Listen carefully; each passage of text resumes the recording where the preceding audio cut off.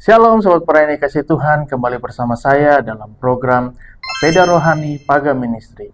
Sebelum kita mendengarkan renungan di hari ini, mari kita satu dalam doa.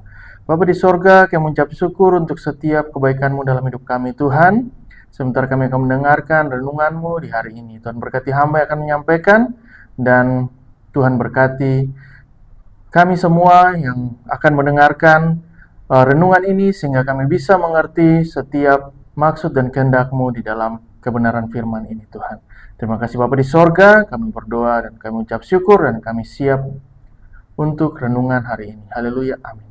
Sahabat para yang dikasih Tuhan, renungan kita di hari ini dengan ayat firman Tuhan Yesaya 44 ayat 24 hingga Yesaya 46 ayat yang ke-13 dengan judul Ceritakan kabar baik tentang kebebasan dalam kasih Allah.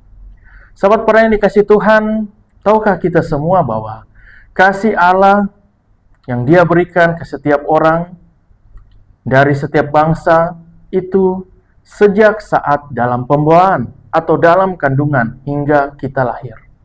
Sahabat Parani, bagian dari rencana awalnya dalam memilih Israel adalah bahwa mereka akan membawa berkat-Nya bagi semua orang. Dalam Kejadian 12 ayat 3. Tuhan adalah pencipta langit dan bumi. Dia adalah pencipta kita. Tidak ada yang lain. Tetapi saya mengulangi hal ini berulang kali sebagai penekanan.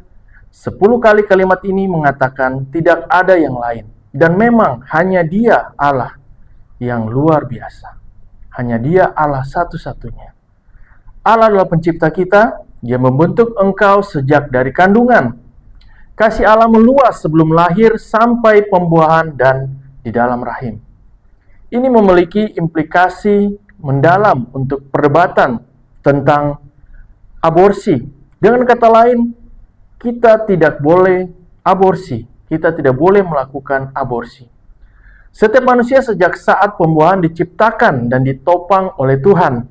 Hai orang-orang yang kudukung sejak dari kandungan. Kian firman Tuhan. Sahabat Parani, kasih Allah ada bagi Israel hingga ke semua bangsa.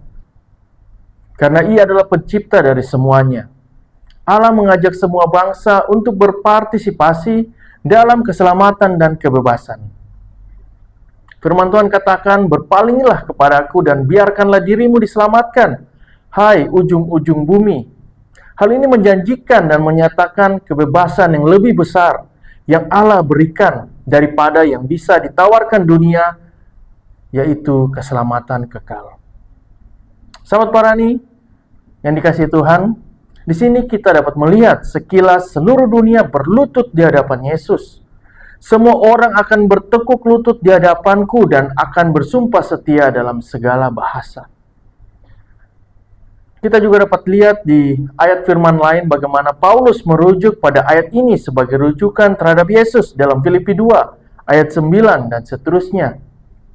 Ini juga merupakan awal dari fakta bahwa Tuhan akan menggunakan orang-orang non-Yahudi. Seperti Kores yang adalah orang Persia. Namun di sini digambarkan dalam Yesaya merujuk sebagai yang diurapi dalam Yesaya 45 ayat 1. Yesaya membuatkan akulah yang menggerakkan Kores untuk maksud penyelamatan, dan aku akan meratakan segala jalannya. Dialah yang akan membangun kotaku dan yang akan melepaskan orang-orangku yang ada dalam pembuangan tanpa bayaran dan tanpa suap. Tuhan bisa memakai siapa saja. Sesuai dengan kehendak-Nya, Tuhan bisa memilih siapa saja. Sesuai dengan maksud dan tujuan kebenaran yang berasal daripada Dia. Itulah firman Tuhan semesta alam.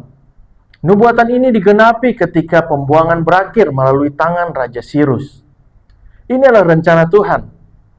Dia berkata, keputusanku akan sampai dan segala kehendakku akan kulaksanakan. Yang memanggil burung buas dari timur dan orang yang melaksanakan putusanku dari negeri yang jauh. Aku telah mengatakannya, maka aku hendak melangsungkannya. Aku telah merencanakannya, maka aku hendak melaksanakannya. Kita dapat yakin bahwa tidak ada yang dapat menghalangi rencana Tuhan untuk kita. Sahabat Parani, mari kita semua orang-orang yang telah dikasihi Allah dan mendapat kebebasan dari Dia, yaitu keselamatan yang kekal. Saya ulangi lagi bahwa Tuhan bisa memakai siapa saja seturut dengan kehendak-Nya. Demikian setiap hal yang tadi saya sampaikan, ada beberapa raja yang Tuhan pakai untuk maksud yang baik, untuk maksud untuk kerajaannya, untuk maksud bagi anak-anak Tuhan. Dan mari kita terus berusaha berjalan dalam kehendak-Nya, dalam setiap apa yang Tuhan mau. Demikian renungan kita di hari ini. Mari kita berdoa.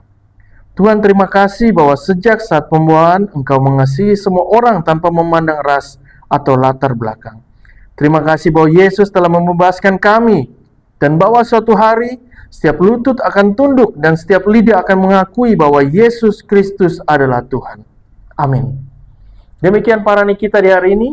Sampai bertemu di lain kesempatan. Tuhan Yesus memberkati dan salam sehati.